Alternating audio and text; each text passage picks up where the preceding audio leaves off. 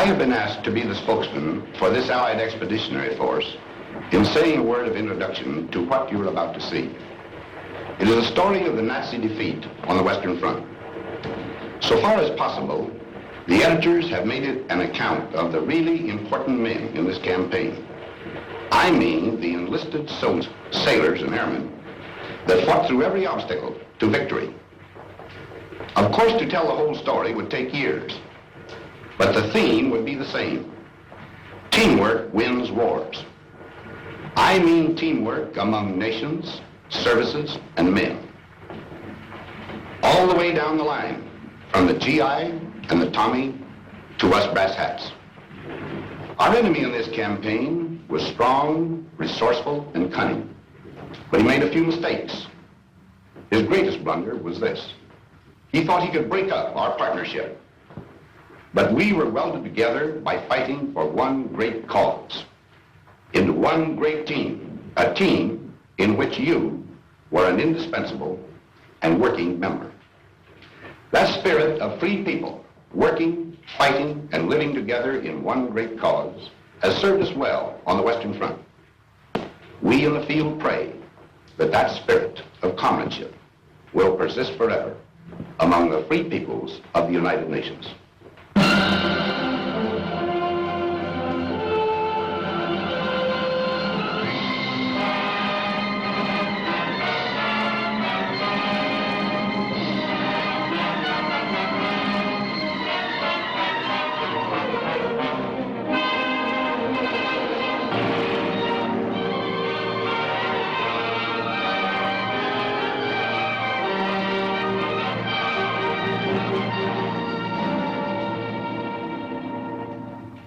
To you who now, living in love and hope, who sense a future in the surrounding air, this testament is offered. Here you may look on the violent fragments of our age and the once thinness of the little thread that made us then the citizens of freedom. For dark was Europe and the face of man when this begins. The nation had gone mad and struck out everywhere the compass knew. The ebb tide of our honor fell away and left its wreckage on 100 coasts. The German cast his fires about the globe. His strength, drawn from the smoking Saar and Ruhr, lay in our weakness. And at last his conquests smoldered behind the barriers of his arms. Along the channel where the sea strikes France stood the West Wall of concrete, stone, and steel to mock the frail hopes of the petty free. Wounded, hard-pressed, and wasted in our strength, almost like madmen then, we planned to breach the wall and smash the German spine. But where? We searched the coast of Europe like fierce eagles. Between low Flushing and deep-harbored Cherbourg, our eyes sought out the place of the assault. Exits and tidal range marked shallow Flushing off. Sand and the wind canceled the Belgian coast. The North Seine beaches were too small, and cliffs barred the approaches. Cotentin, too narrow. The Pas de Calais, heavily defended. It all resolved on Normandy, on Caen. There planes could land upon the carpet ground, the coast defenses were more light, and tides had a good range, and men were safe from winds. So on 5 miles of still unbloodied sand, the fretful course of fate would be assailed by armored nations. Now our people bent to the construction of a steel array and took the builder's hammer in their hands. It seemed almost as though the sun stood still till our free peoples, full of rage and power, heaved through the air the ponderous spear of war. This is our people's story, in their words.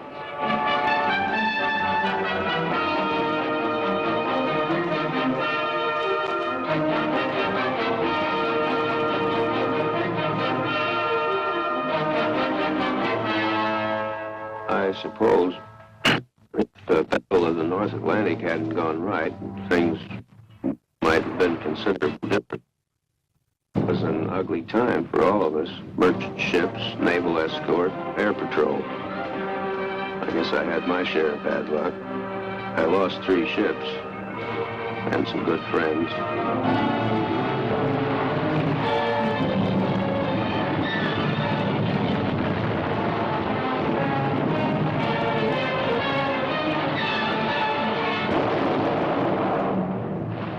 I remember reading somewhere that when a seagull comes down on a patch of oil, its feathers stick together and it can't get off the water again. There must have been a lot of dead seagulls around the North Atlantic. Of course, we only saw it happening on the wall map, and that it was, well, quite real. When I started there, those markers we used reminded me of toys out of some children's game. But soon they became U-boats and ships carrying cargoes, food and supplies and weapons, and men to use them.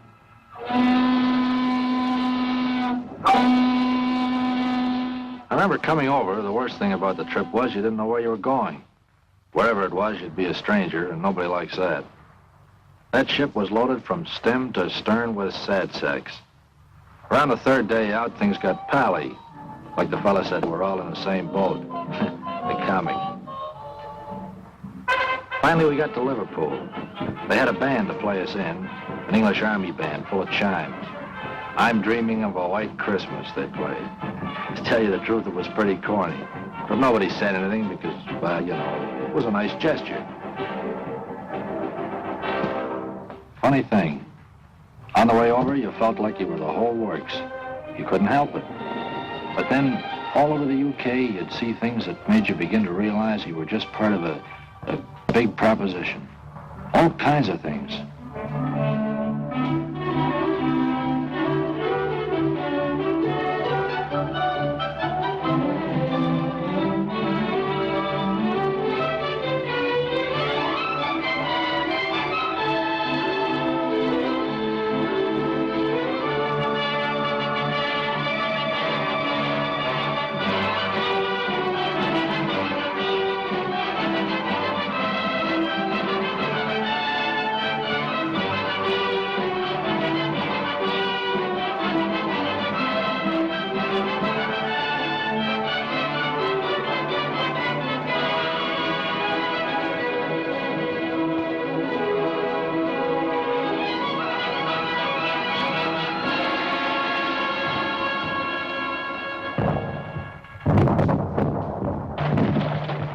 I was a pre-med student at Johns Hopkins in civilian life.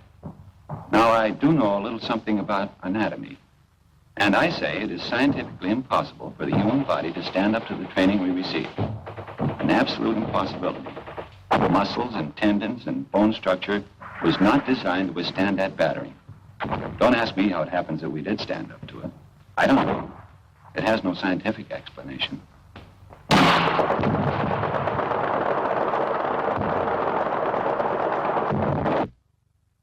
Listen to this, out of one of them army pamphlets. To a young man, soldiering in the army of today offers exceptional advantages and opportunities, such as physical training, foreign travel, sport, and many other facilities which are normally denied to those engaged in the majority of civilian occupations. The majority of occupations in civil life become monotonous, to say the least. But in the army, life is so varied that there is little or no prospect of a monotonous or irksome time. So men were girded for their highest hour. Now they learn the lethal arts of war in small and secret rooms the planners met to watch their work mature. Beyond our view, the German, proud and confident, stood calm in deep emplacements on the armored coast. The war was not yet one of men and blood. The weapons were the factories and the maps and voices speaking in the hidden night. Season by season, all our plans advanced, and those few men on whom the mass of war rested with all its weight worked ceaselessly. I used to wonder whether the millions of people doing their various jobs realized they were part of it all, paving the way for the invasion. We kept bashing away at German targets, mostly steel and oil. Ruhr, Hamburg, Battle of Berlin. Things were getting tougher every trip. More ground defenses, more night fighters, more crews not coming back.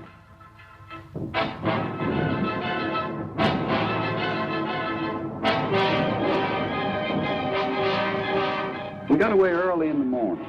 Sometimes we'd see Lancasters coming back. A lot of times we'd stoke up the same targets they did. We beat up aircraft factories, too. It was a D-Luke service, day and night, 24 hours a day. We dropped agents over France. Must be awful to risk your neck and have to keep it secret. One-man submarines, torpedo boats, commandos. We used them all to bring back cups full of sand from the beaches for analysis. It had to be quick drying with a solid clay foundation. It would have to support 30-ton tanks. I must have photographed nearly every field in France. Real job, of course, was the Caen area, but I didn't know that, nor did Jerry. We dropped stuff to the Mackie, arms, ammunition, sabotage materials, and so on. Then went over ourselves and taught them how to use it. We built it to specification, but we hadn't the least idea what kind of a gadget it was. The only name it had was Mulberry. It was vital to know all about the Seine Bay and the tides. And we trained the men to negotiate those tides and landing craft. Wearing down German sea power in preparation for the day. Special study of the weather along the Normandy coast. Miles of wire netting for the beaches. 7,200 tons of petrol per day. With an underwater pipeline to carry it to France. A white star is the emblem of liberation. Triple inoculation for all personnel. New ships pouring from the stocks. Old ships adapted. Listening to the German radio outfit for fresh intelligence. That was just part of the pre-invasion work. By December 43, the plan itself was set, and we took it to Tehran for final discussion. The three leaders approved the plan. Our Russian forces advancing from the east and invasion from the west. And then the date was set.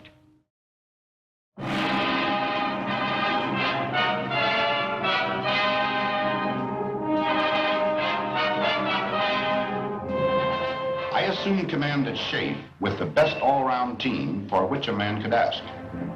Some had already been working for months in England. Others I brought with me from the Mediterranean. We adopted first a master plan, and then had to coordinate every last detail of the ground, sea, and air plans. While this was going on, we led off with an air show designed to make the landing points as soft as possible, to batter the German communications, and to make certain we'd have control of the air. It was quite a show. Those airmen did a magnificent job.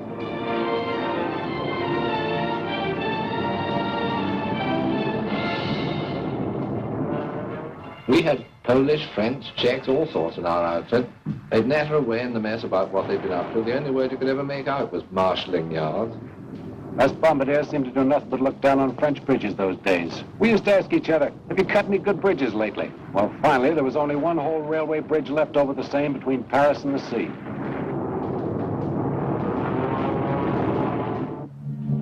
Down in the late spring, through the wounded towns of England, moved the mass made by our patients.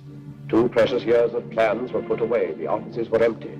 All the maps were rolled up on the walls. What had been paper at last had come alive.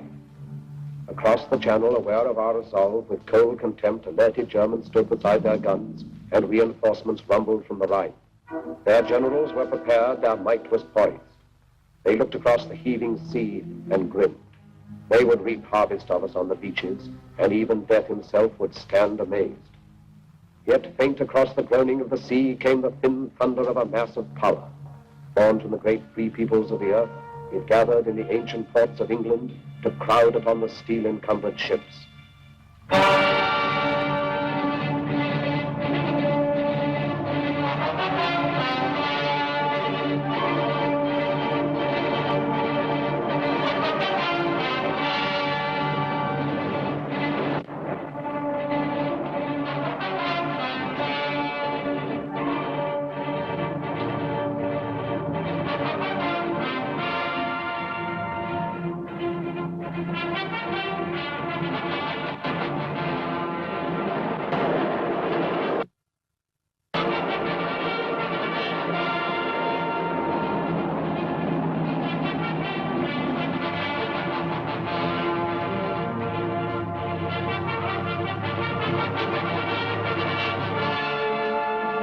It was a funny sort of feeling marching down to the ships.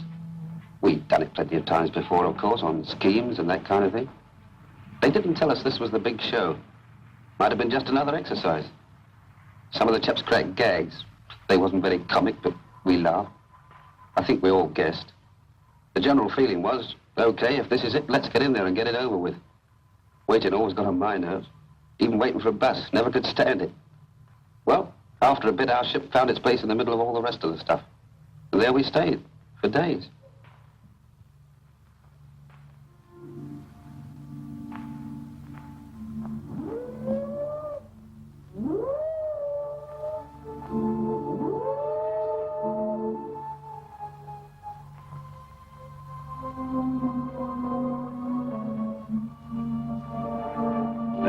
gave us the final briefing then. We knew what to do and how. They told us where and when. That's a briefing. I listened to every word. Wrote it down in my head like a record and it kept playing over and over again.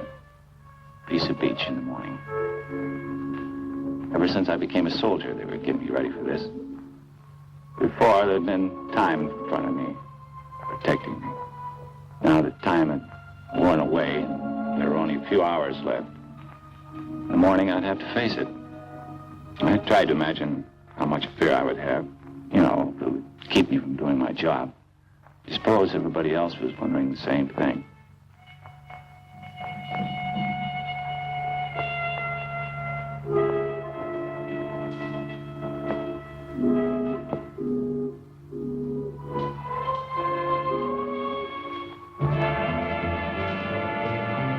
Nobody said anything official, but all of a sudden the ship got much busier. And over the amplifier, the chaplain said he'd be saying Mass at 18:30 hours.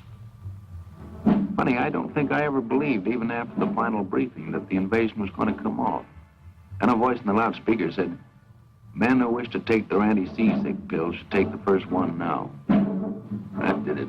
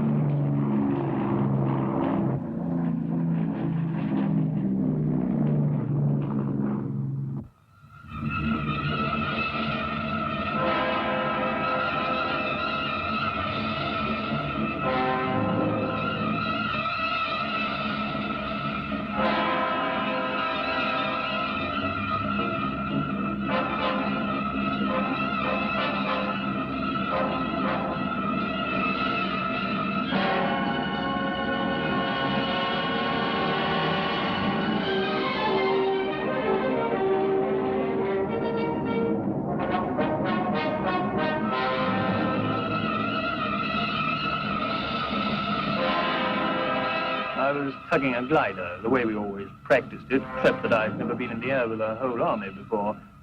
3 airborne divisions, the 6th British, and 82nd and 101st American.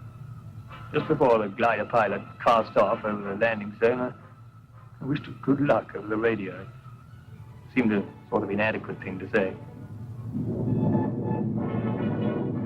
As Supreme Commander, let me break in at this point to say just a word about the Navy. From the moment of embarkation to that of landing, the full burden fell upon the Navy and our merchant fleets. They had to sweep the mines, bombard the coastal batteries, marshal and protect the transports along the coastline preparatory to landing, and, finally, man the small boats that carried the soldiers to the beach. On that day, there were more than 8,000 ships and landing craft on the shores of Normandy.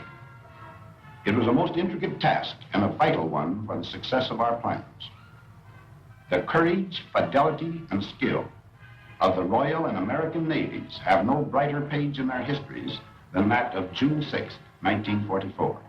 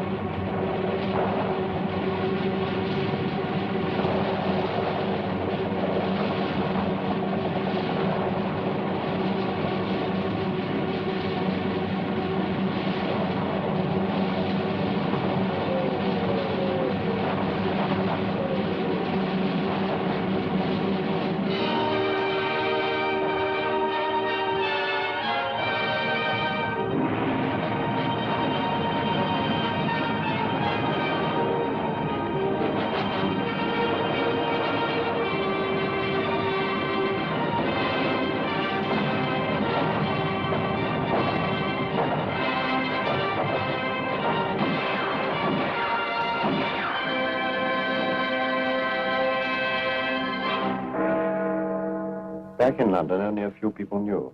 It was a well-kept secret. Around daybreak, we correspondents were called and told to be at the Ministry of Information at 8. Then they told us.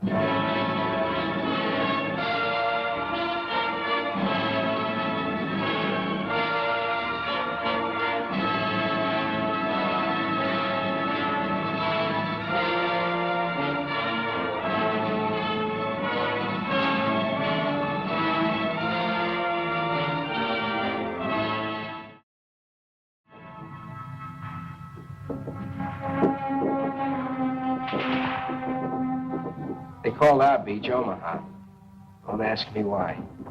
I've never been to Omaha, the one in Nebraska, I mean. If it's anything like Omaha, France, you can have it.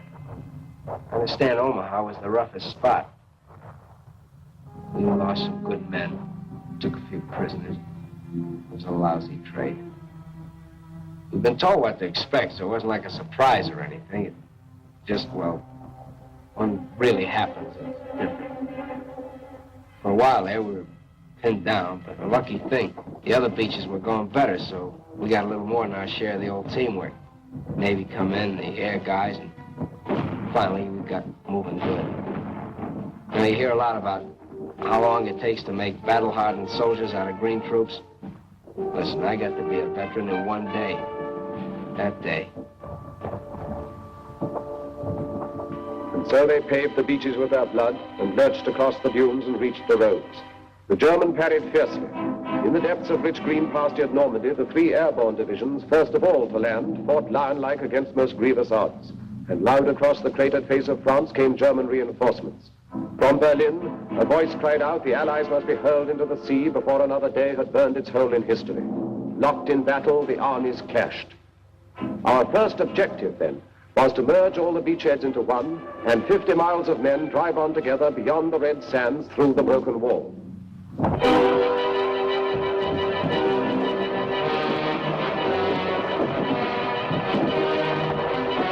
Where I was, it wasn't too bad getting ashore. After that it started. We had to fight for every bloody field. And it was the same each time. All on your belly, keeping your backside like you'd been told. Chuck in a few hand grenades and then rush them. Sometimes they killed us, but we were killing more of them. The trickiest part was the farms. They were regular little jerry fortresses. If we couldn't manage them on our own, then we'd have to wait while the company commander called back for artillery support. The Navy was still with us too, chucking in shells ahead of us. In 3 days we advanced 7 miles.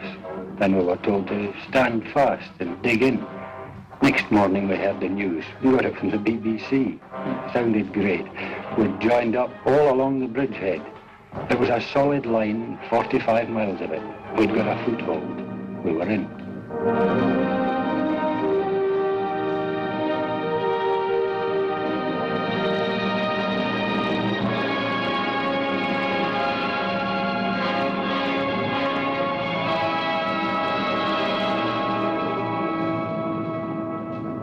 We didn't have to do much navigating to get there. Just followed the convoys.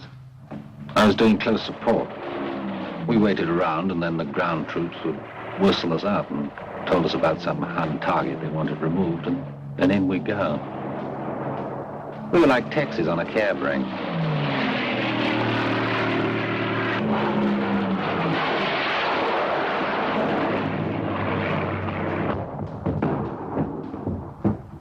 Something nice about a beach, any beach. You think of a beach, and chances are you'll remember something nice. Like a party or a picnic. Pals from the old days. Girls in bathing suits. But the one I worked, Utah, looked more like a freight yard once we got going. For quite a while, we brought most supplies right over the open beach. Like we'd practiced it, and like we'd made up as we went along.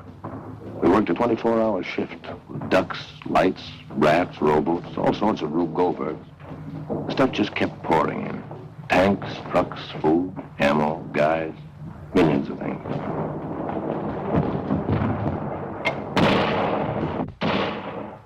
We didn't think we'd spend 15 days in the same field outside Caen, with the wood behind us and the Germans in another wood half a mile in front of us, and a little empty valley in between.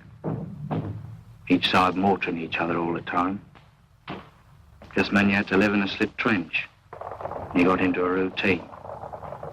You know, stand through from 4:30 to 5:30, and 2 hours wait for breakfast. Came up fairly hot. Tin bacon or sausage, tea, of course, biscuits. We've been living on compo food since D-Day. It was good food, but, well, you know, you got tired of it. I'd have given a lot for a slice of fresh bread and butter or a cup of fresh tea. 15 days is a long time to stay in one place and be mortared. Yet you think everyone's coming straight for you.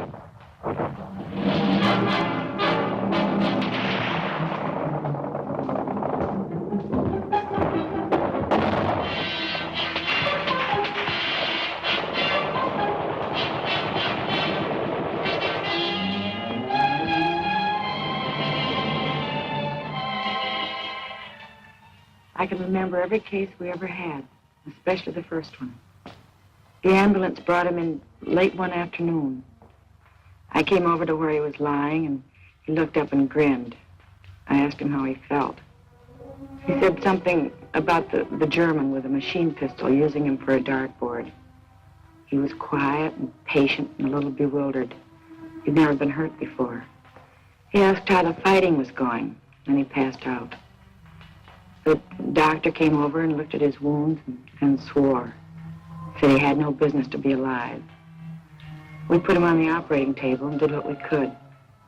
The doctor kept swearing all the time he was operating. We couldn't stop the bleeding. I remember the radio news that night. They said the casualties had been surprisingly light.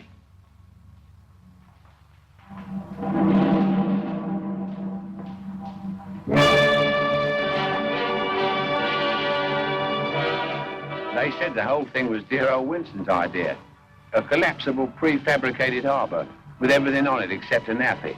Well, I wouldn't put it past him, the sort of idea he would have. Worked in the end. Mulberry, they called it.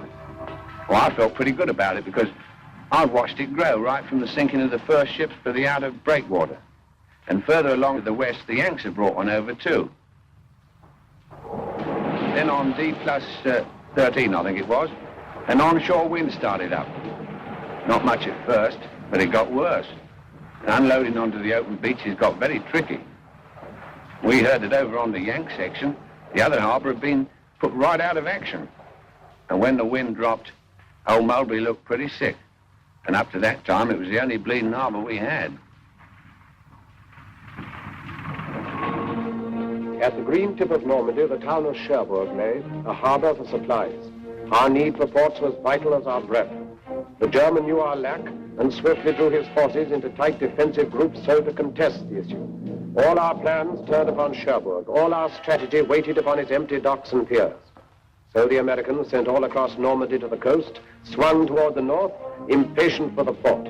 Through hedge and field, they carved their heavy way.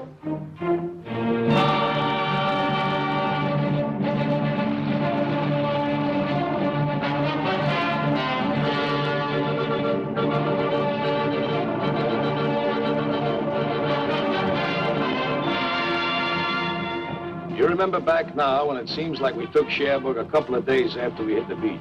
Actually, it took 19 days to cover 30 miles. 30 miles and about 92,000 hedgerows, and a battle at every hedgerow. Otherwise, it was nice country, like Connecticut. Pretty trees and orchards, lots of cows, and nice little farmhouses. The apples were too green to eat, I remember. We hit it all fine with the people. Farmers, nice people. It got tough when we pulled up on the outskirts of Cherbourg. They had great defenses. Then the artillery really carried the ball. For 3 days, we sucked it to them. Sometimes we were pouring in at point-blank range over open sights. Finally, old von Schlieben, the German commander, tossed in the sponge. That's after telling his men to fight to the death. We took Cherbourg on June 25th. Everything was rosy except the harbor we come from. The Jerrys had really smeared that harbor. But right away, our guys went to work cleaning it up. And the way they tore into it, you could see that pretty soon it'd be waiting for us fine. Then, well, we fought our way up the peninsula. Now we'd have to fight our way out of it.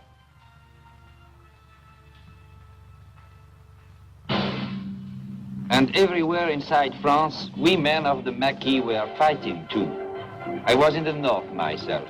We cut telephone and telegraph and high-tension lines, and eventually, when the Allies landed, we fought in the open. In the Savoy Mountains, our friends held up German convoys. Well, it was a little easier in the mountains. Boche reinforcements were delayed for many days. Factories and bridges would frequently disappear. But the price we paid for it was frightful. In the village of Oradour alone, the Germans slaughtered 1,100 out of the 1,200 population, and the place was completely burned. They were accused to have ambushed German troops. Every house was destroyed. Women and children died in flames in the church where they had been locked. Yes, the price we paid was very great, but our job was done. Caen is a town through which the easy Orne ripples its slow way to the waiting sea, capital of Normandy. And here the British struck a stone wall of Germans. This was no Cherbourg advance, a knife thrust through the fields, but rather was the grinding of a drill, inch by inch forward. Here it was the German feared a quick breakthrough to the River Seine, and here it was he massed his army's best, 10 of the 12 divisions of his armor, paratroops, SS men, the young, the cruel, against the veterans of Alamein. We wanted him to fight here and to hold the battered ground, because the future plans depended on him standing where he was. At Caen, the dust was diamond. Every foot of ground was priceless, for by mid-most summer, Caen was to be the pivot of the war.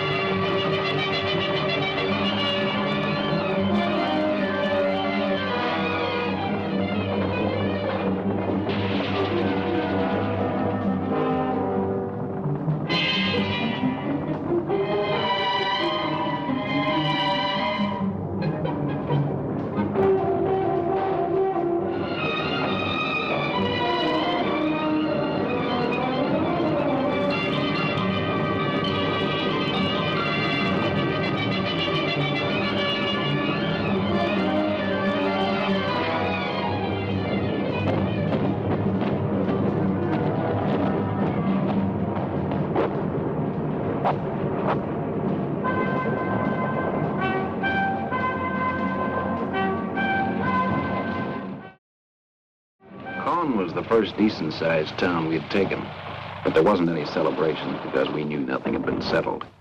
Jerry was as strong as ever. One of the men said, "God, are we going to have to go right across the world doing this to beat them?" Because most of Caen was dust, just plain dust. I wondered what Hamilton back home in Canada would look like after a beating like that. Well, anyway, our tanks and the British started massing and moved south out of the city. We knew there was a big do coming up.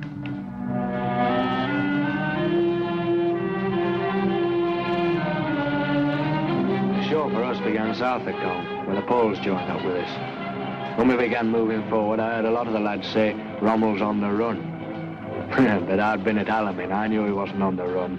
And they was right. There was nothing lovely about the battle south of Caen. No pincer movements, no outflanking, no nothing like that. Just an hard, bitter, bloody slugging match. We had to stay there and give as good as we got, even if we couldn't give better.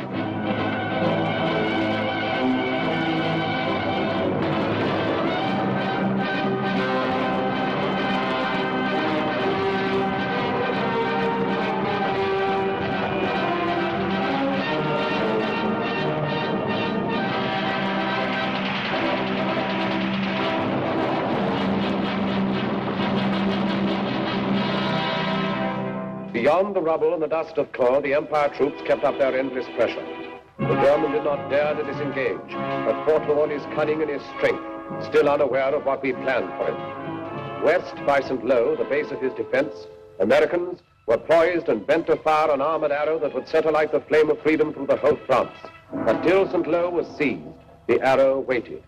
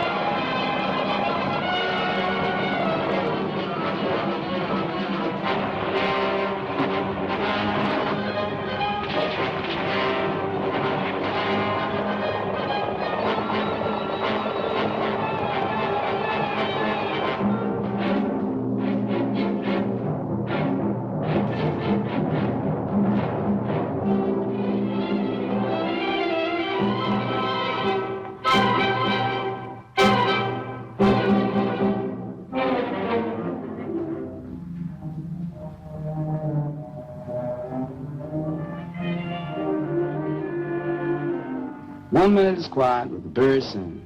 The next minute, the column of Sherman tanks coming around the corner going wide open. My buddy says, where those tanks come from? So I asked the tanker. He yells down there, the Third Army taking off. Been waiting for 3 weeks. Prepared somebody let the rabbit out of the hat. Man, what a rabbit. With pearl-handled revolvers. When I think back to the breakthrough, I don't seem to be able to remember anything but the French people.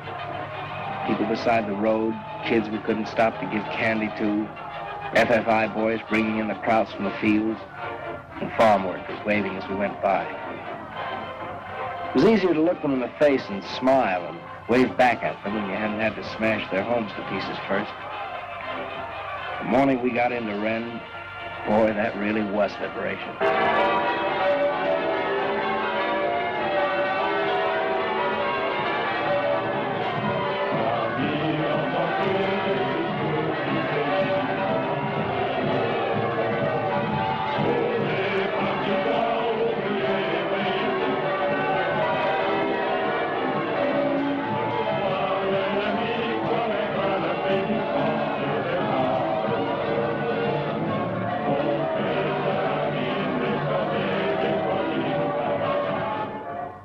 At Rennes, American armor planned to drive east and northeast, and thus surround and take the German Caen divisions in the rear. The foe laid plans to stop the arrow dead by cutting its supply route at the point where it stretched narrowest along the coast. So a great force exploded toward Mortagne, hoping at Avranches to achieve the sea and drag our hopes down to the smoking ground.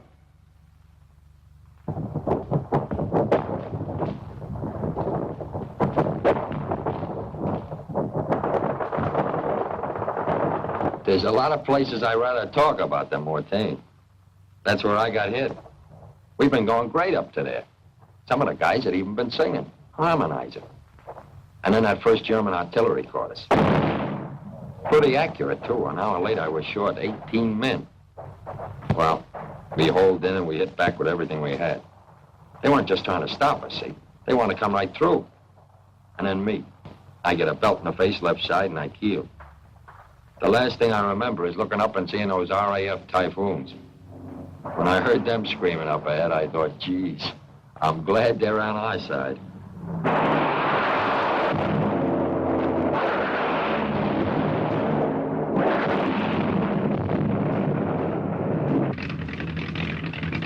I was sitting in front of the intelligence office doing a bit of sunbathing when headquarters came through saying the area northwest of Mortagne was packed with German armor heading west.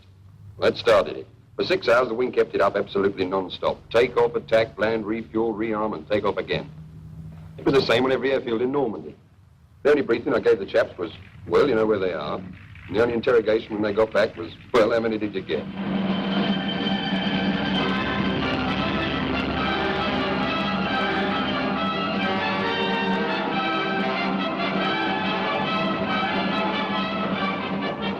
Three days it lasted. Every kind of soldier was in there and every weapon. For me, it was just eating and smoking and loading at 105. No sleeping. Then things quieted down and the word came back. We stopped them cold. Everybody felt like celebrating, but that was a tough order out there. I tried drinking a whole bottle of cough medicine. It worked fine. I got stiffer than a plank. The counterattack, which took us by surprise, still did not hinder our deceptive plans, for down from Caen the foe had drawn a force and left his north flank weakened. Now the stage was set. Toward Falaise swept the Empire troops together with the Poles. The German heard behind his back American armor churn toward Argenton. Outgeneraled and outfought, he found himself within a closing trap.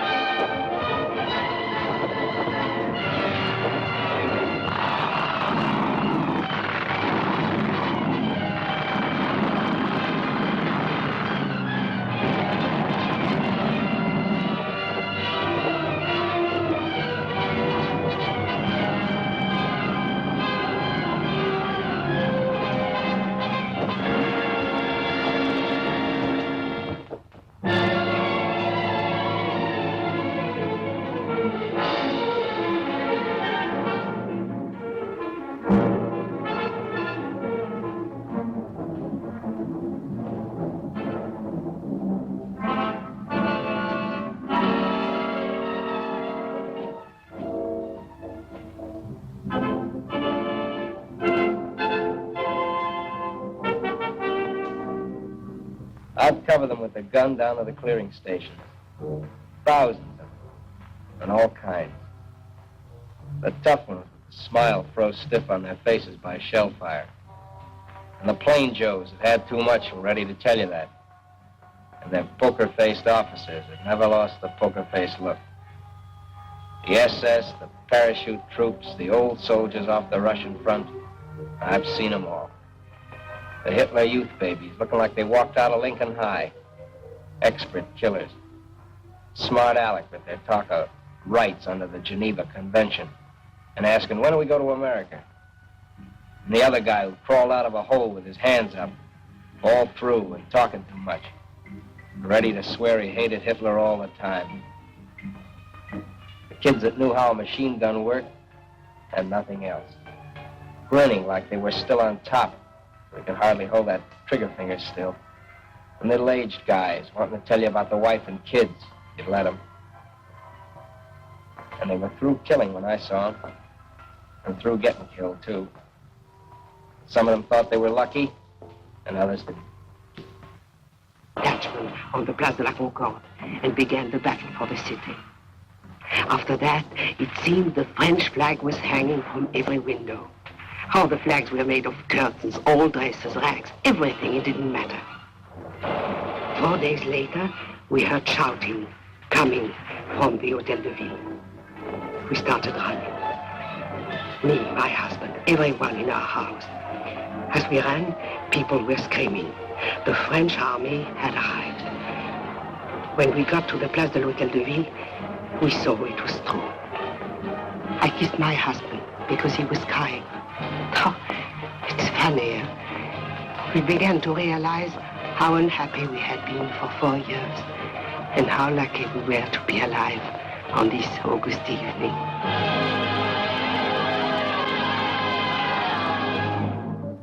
The great pursuit was on. At last the Battle of France was ending, when all suddenly another D-Day stunned the shaken foe.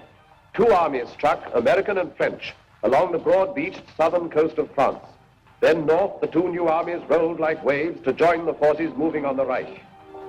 Beyond the Seine, where from 100 sites the Germans launched their flying bombs and brought death and destruction on the English towns, our valiant armies went about the task long since assigned them. Toward the Reich frontiers, Americans advanced. Against the ports hugging the Channel, garrisoned in force by desperate foes, Canadians were sent. And in a thunderous sweep, the British armor surged toward a waiting Brussels.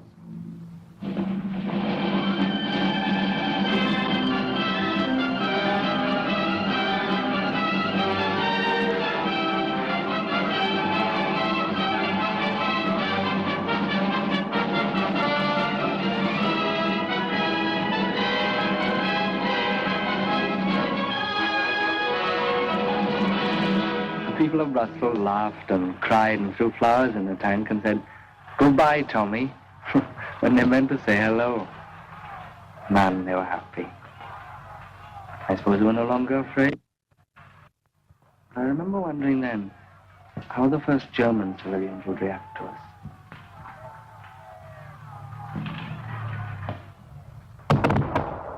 I remember one day we were coming across a big flat field. Didn't look like nothing special. I hopped a barbed wire fence, and a guy says to me, "Guess what?" So I says, "What?" So he says, "You're in Germany. There's a sign over there says." Then like I do it, I thought, well, it won't be long now. I want to quit over the fall of Paris and pimp up on Brussels. And I had a fiver on it being over by October the 1st. I remember the point system for getting out of the Army came out about this time. I began to think of that great chalk-striped double-breasted suit in the mothball. I was in the 7th Army coming up from the south of France. One day a lieutenant said, "Take a ride with me. I got some prisoners for you to guard." "How many?" I says. "About 20,000, he said. A whole German division had surrendered." We Canadians were advancing in the north. And one day we came across a thing I'd never seen before. I guess it's a flying bomb site, the officer says. Well, that really made me feel good. The prisoner told us the newest Jerry gag.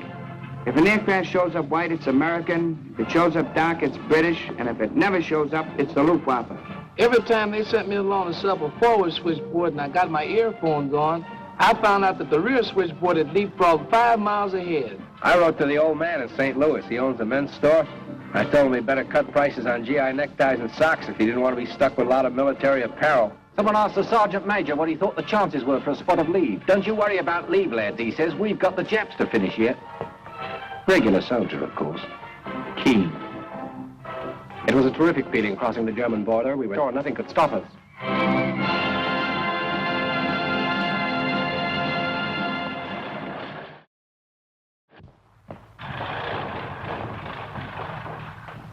Then it happened.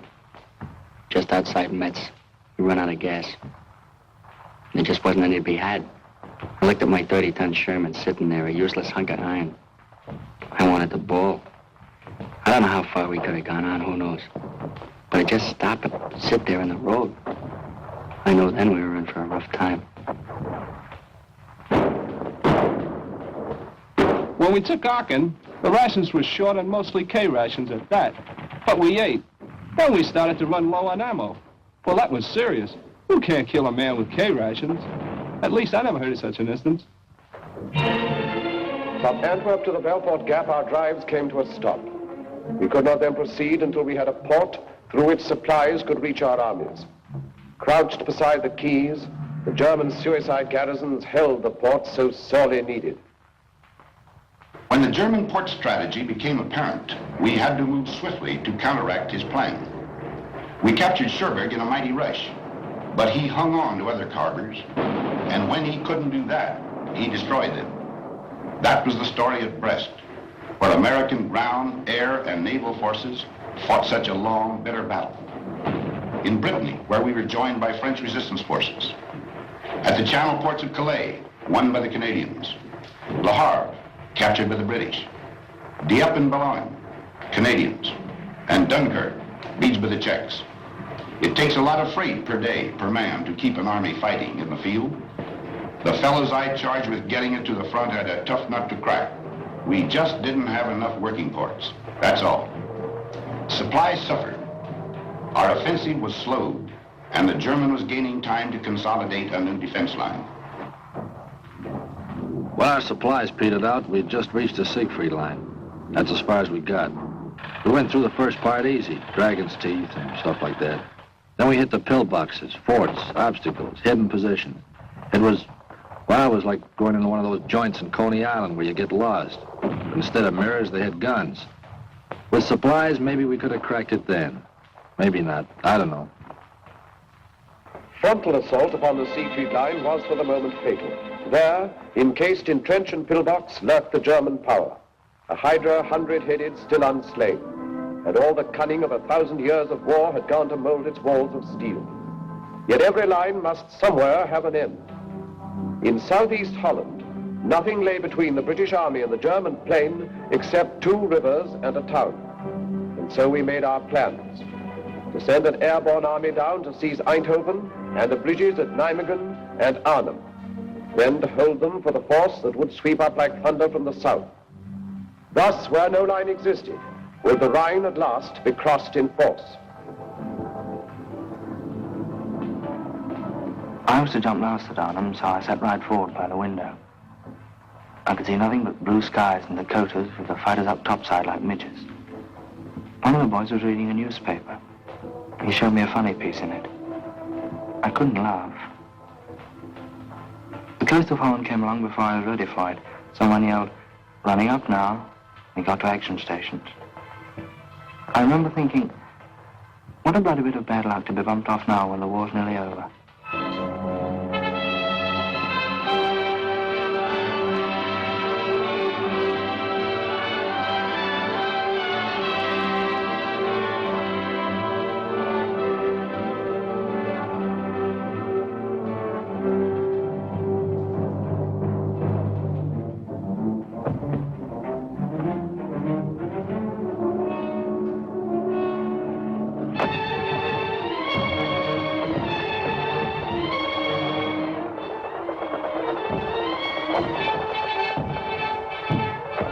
The lineys drop at Arnhem and we come down and go to a place called Eindhoven, Holland.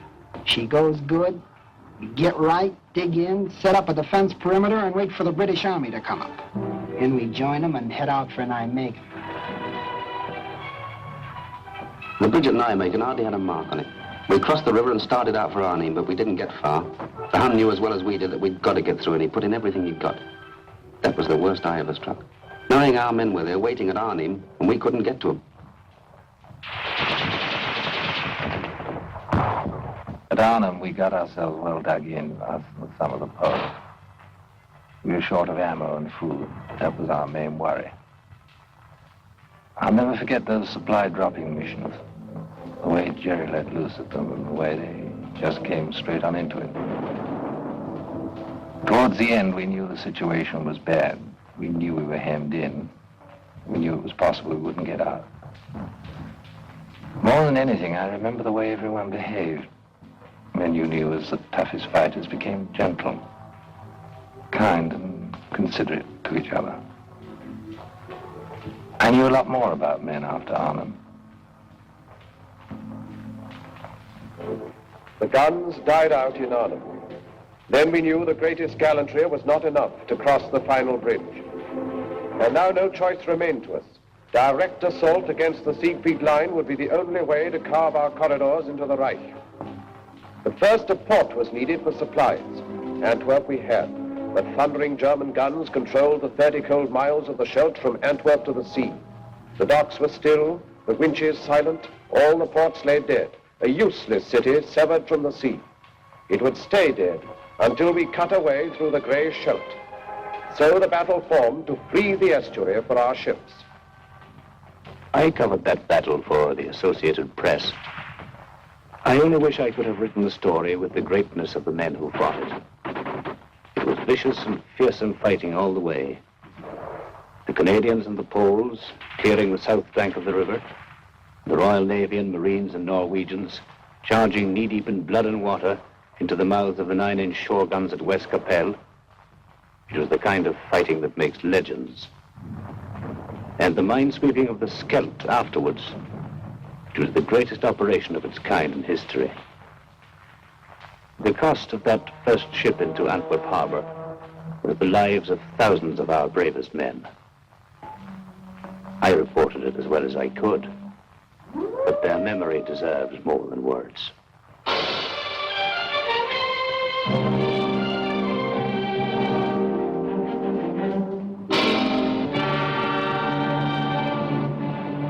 I was hauling on the first convoy to Antwerp. When I got to the front, I saw more empty supply dumps than I liked to see. The boys wanted to know where the stuff was. You can't fight without stuff. Anybody knows that. I made lots of trips, I don't know how many. Driving all day, all night, singing so as to keep awake.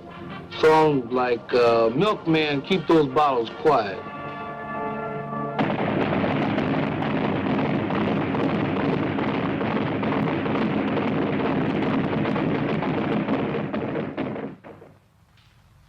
My job was to see to it that they had a new toothbrush and a cot, maybe a book to read when they came over from the east bank to the west bank of the Moselle for a little rest. We brought them over one company at a time because that was all the regiment could spare from the line at any one time. Somebody had tapped them on the shoulder and said, "All right, boy, you're going back across the river for 24 hours rest." And here they were, where they could rest. They just couldn't believe it. Here they were for just 24 hours without war. Everything was down to essentials, counted out like dollar bills through a teller's window. One night's sleep, one day's hot meals, one clean change of underwear, one clean pair of pants, one shave, one hot shower, one movie. I used to wonder what was the best of that day. Was it the chance for them to write home, a hot shower, or that long-legged girl on the screen? Whatever it was, all of it was over by morning.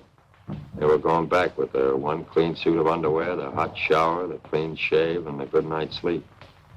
Back across the Moselle to their holes in the ground and the shells.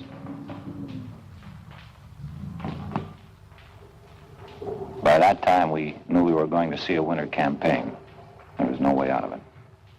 The Germans were dug in and they were tough. And it was plain that until we got a lot stronger, we weren't going anyplace. The squadron was operating whenever it could. There wasn't a lot of flying. We were iced up and fed up. Suppose you're having a swell time in Paris, my cousin wrote me. With all that perfume and silk stockings and that champagne. They called our end of the line south. We were in the Bulge mountains with the American 7th Army. But it was very little warmth in the south. I recalled with pleasure the Mediterranean where we had landed in August. But memories do not keep one warm. Before I joined the army, I'd have thought it was certain death to dig a hole in my back garden and live in it for the winter, but that's what we did. The sergeant said, well, squirrels do it every year. Yes, I thought, but they don't man machine guns as well. There was no heating in our Brussels office. I put on so much under my uniform, they called it a bundle from Britain. I never smoked before, but pretty soon I found myself smoking as high as a pack a day. I worried about that old law of percentages. My company was melting away. You look up one day and be fighting alongside a stranger. It was a lonesome feeling. Our hunk of the line was the Ardennes. Pretty quiet. A lot of outfits had gone up north. Started a million latrinograms about the where and when of our offensive.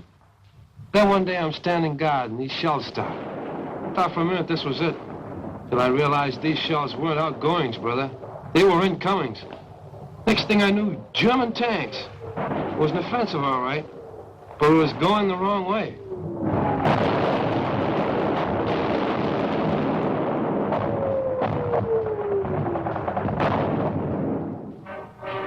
The offensive we were mounting to the north was suddenly forestalled and set aside, as through the rugged, thinly held Ardennes, von Rundstedt struck. He cut a fiery path through the American lines and sent his tanks desperately driving toward the River Meuse. A night of fog and pale December frost saw the beginning. None foresaw the end. He aimed for Antwerp's harbor through Liège, and all our plans held fire while we bent our strength to curb the Germans in the Bulge.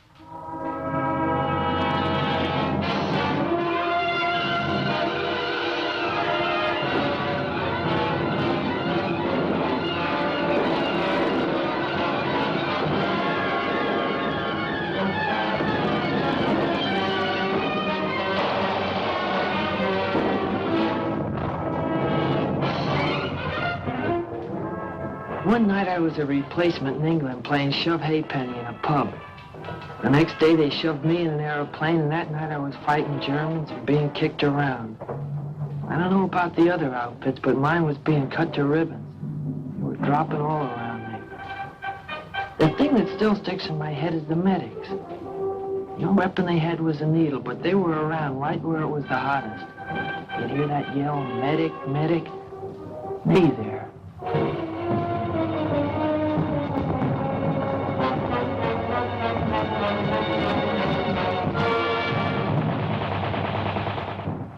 Our whole division got a presidential citation for what happened up at Bastogne. Even me, just a cook. I'll never forget that old lieutenant running into the field kitchen and hollering at me if I had any idea how to operate a bazooka. I said no, and he said, well, you're going to learn now, son.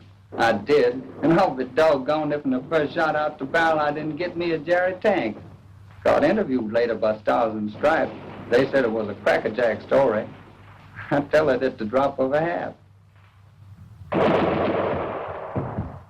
We'd been up north where things were a bit static, so we were quite glad to be moved down to the top side of this bulge. Coming down through Belgium, we noticed how scared some of the civilians looked. Natural, I suppose. We were held in reserve for a week, and then they sent us into action.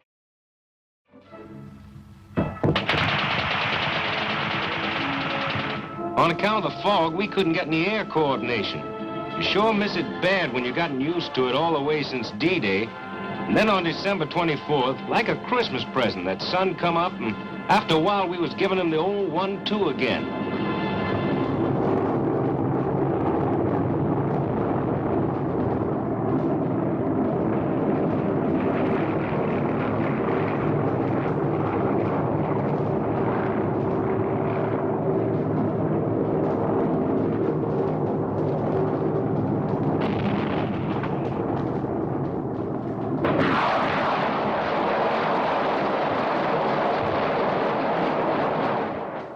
We stopped them dead, finally. It cost us plenty of men, but we stopped them. And we started moving ahead again. The rest of us.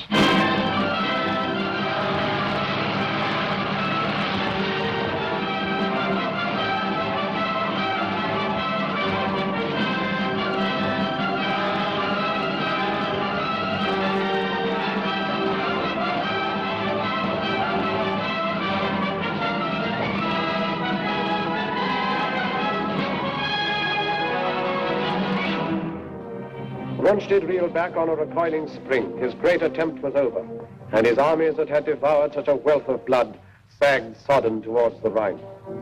At Yalta then, while dire explosions shook the German fronts, the three great architects of freedom met to fix the final blow and plot the peace. And even as they met, we moved to act upon our strategy. We wished the foe to stand and fight upon the western bank of the Grey Rhine, for there we could destroy him, outside his fortress, open, unprotected by any bridgeless river. Down we cast the gauntlet, challenging him, stand and fight.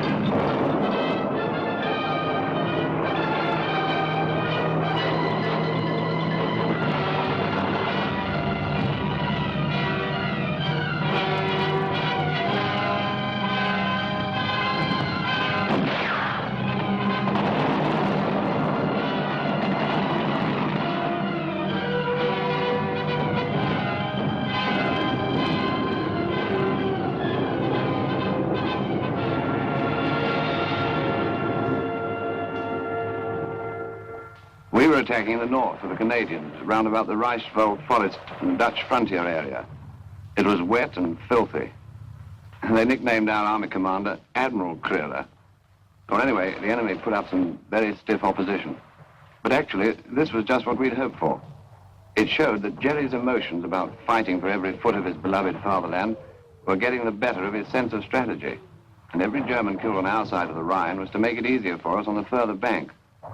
And a lot of the Boche were killed, I can tell you. Reichswald was the bloodiest show I've seen in this war.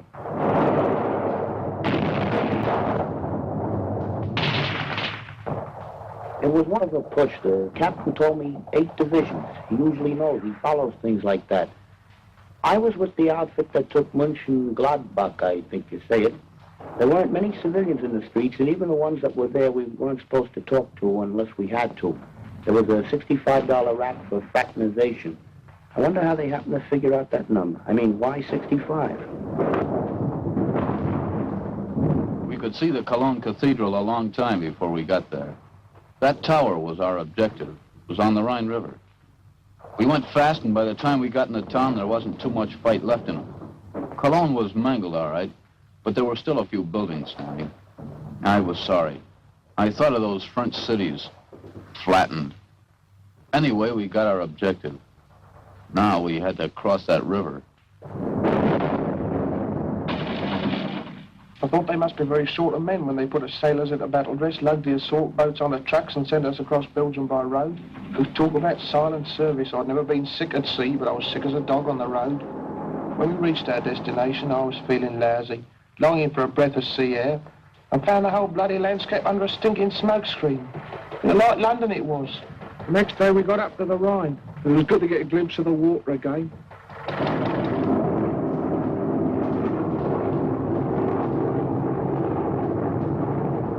Our Air Force is giving the old lumps on the east bank of the Rhine, but I was still nervous.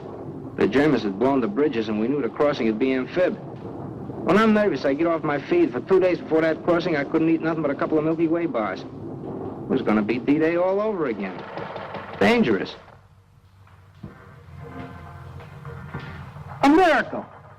There it was sitting there, big and black. I'm no architect, but to me that Remagen bridge was the most beautiful bridge in the world. In the Army, when things go as per plan, that's wonderful. But when they go better than planned, then you figure the chaplain's working overtime. It was a break getting that bridge, and we cashed in on it. And the first guys over the river were over in style. The watch on the Rhine was finished, washed up. For to coin a phrase, kaput.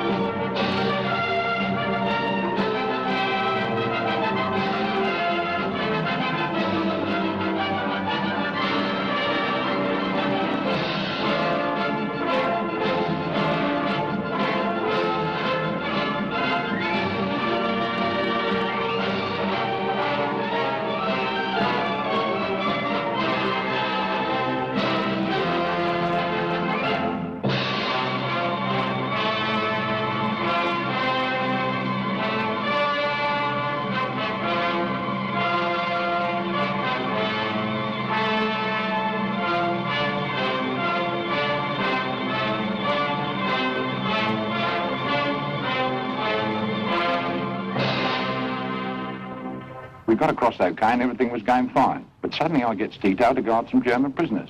I'll never forget their faces when them airborne blokes started to come over. They just stood there looking up at them. And then after about half an hour of it, one of them looks at me, looks up at the sky, and says, propaganda.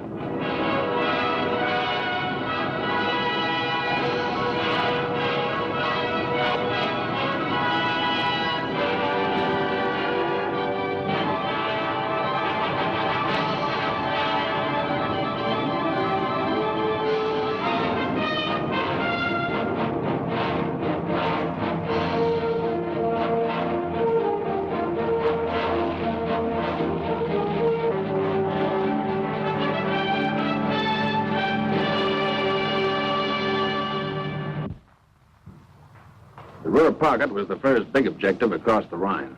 We and the heavies sealed it off, then the ground forces wrapped it up. After that, they exploded in all directions. Cut the Jerry armies up in pockets, then take them one by one. That was the program. The Third Reich was being carved up like a Christmas turkey. Chasing the Boche was getting a little bit monotonous. We hardly ever saw him. Only burning houses, a few shells, and occasional sniper's rifle shot. It was a silly kind of defiance, I thought. Then one day the routine was broken. We came across a prisoner of war camp, other ranks, Yanks mostly. They went mad when they saw us. Screeched red Indian war cries, pummeled one another, and asked what the news was. Seemed ashamed to tell them when they were so happy. Well, there's nothing for it. I told them. President Roosevelt died yesterday afternoon. You should have heard them quieting down. For once in this campaign, they all felt as though they'd suffered a major defeat. I'd like to have stayed there, talking to them, trying to cheer them up, but we had no time to lose. Jerry only had a few hundred square miles of earth left to scorch. Our job was either to hurry him up or scorch it for him. We were in the home stretch, cutting deeper all the time, when we ran into these displaced persons, slave workers. They were sick and hungry from all over Europe. The roads were jammed with them, but they kept out of the way and didn't give us any trouble. Like a fellow said, there's a lot more than town's going to have to be reconstructed. I wondered what was up when all RAMC personnel in our lot down to stretcher bearers were urgently called for. I soon found out we'd taken the Belsen concentration camp. Well, I'm not squeamish.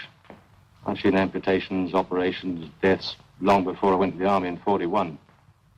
I was a warden. I lost count of all the arms and legs I pulled out of the wreckage down in Croydon. I got quite used to it. But this was different. Very different.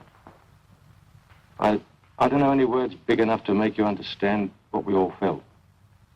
All I can say, and I'm proud of this, is that I had to fall out and be quickly sick in the courtyard. As I say, I'm not squeamish, but, well, I'm human, and thank God for it. The government sent a few of us congressmen over to see those camps. And if there's anybody left who wonders if this war was worth fighting, well, I wish they could have been along. There it was, right in front of us, fascism and what it's bound to lead to wherever it crops up. I talked to some of the prisoners, the ones that had the strength to talk. Their offenses were the usual Nazi crimes, you know, wrong religion or wrong race, belonging to a union or the wrong political party. In Germany, it led to over 400 camps, like the ones I saw. It was the worst thing I ever saw in my life, and I wouldn't have missed it for anything.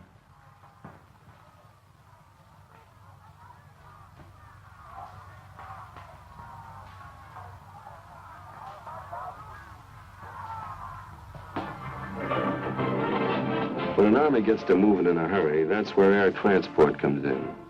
We've been flying in the stuff along with the British Transport Command since D-Day. And towards the end, they seemed to be moving faster on the ground than we were in the air. As pocket after pocket of the foe fell, our hopes rose higher than the soaring flames that marked the broken towns of Germany. In Italy, 1 million prisoners came in, as with a single sudden blow, the German power was smashed. Then our tanks drove through the southern mountains, where the foe had hoped to make his furious final stand. The Russians took Berlin and cut the heart from Hitler's empire.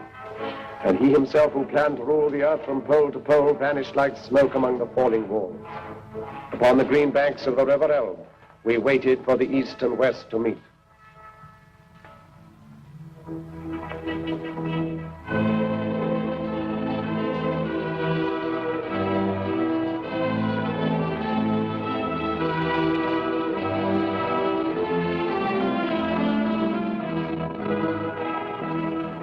We linked up with the Ruskies at the Elbe River. I hung around for a couple of days with a Tommy gunner named Konikov. He didn't know any English, so I taught him to say my aching back, and he taught me Tovarish. That means comrade. We drank toast to Lend-Lease and had a million laughs.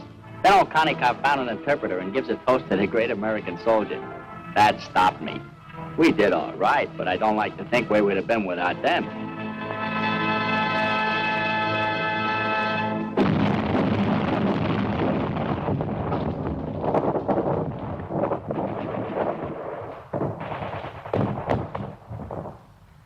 We were going towards the Danish frontier, Bremenfeld, then Hamburg. The rot was setting in. 1.5 million surrendered in the north. The fighting was nearly over, and our job was beginning. We'd been training a long time for the administration of Germany, and we were prepared for plenty of trouble. Sabotage, passive resistance, or perhaps something more violent. You know, werewolves in sheep's clothing. But as it turned out, most of them were docile and did what they were told. They seemed healthy, well-fed. Their disease was in their minds. A German woman, looking at what was left of the town, said to me, "If only you'd given up in 1940, none of this need have happened."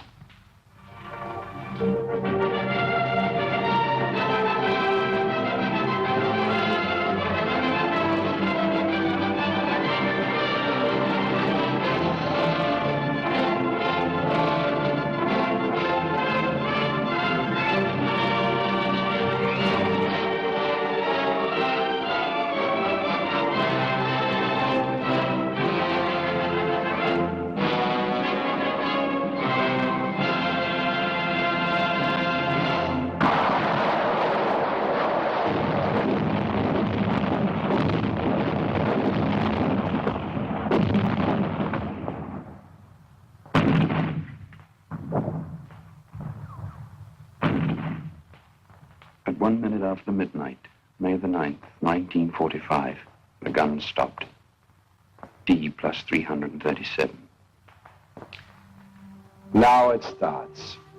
All the arguments about who won the war. Well, here's what I say. That no country on earth could have won it alone. So what does that mean? That anybody who wants to take a bow by himself is not only boasting, but nuts. I spent 4 years in the infantry, and I saw my share. And during that time, I only met 3 men that liked to fight. And they were a little cracked, but it had to be done. Now that it's over, I feel good, except for one thing. All this talk about World War III. These big pessimists that talk so easy about another war just didn't see this one, or enough of it. We watched them bringing in some high-out prisoners, quite ready to be friendly, some of them. I was thinking of fellows I'd known who'd bought it. Crashed, shot down, missing. Right through from the Battle of Britain. I remember their faces, or some joke they'd played, or maybe just the way they laughed or something. There seemed to be such a lot of them, I remembered.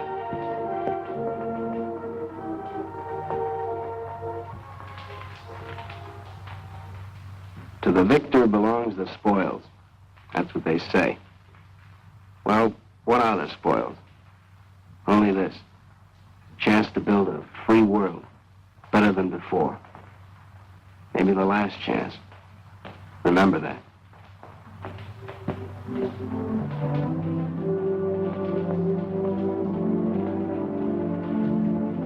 Now the time has come to put our victory to the tests of peace. In company with men of many lands to sift from ashes what the struggle taught. In the rebuilding of a broken earth, may we keep in our hearts this ancient prayer. O Lord God, when thou givest to thy servants to endeavor any great matter, grant to us also to know that it is not the beginning, but the continuing of the same until it be thoroughly finished, which yielded the true glory.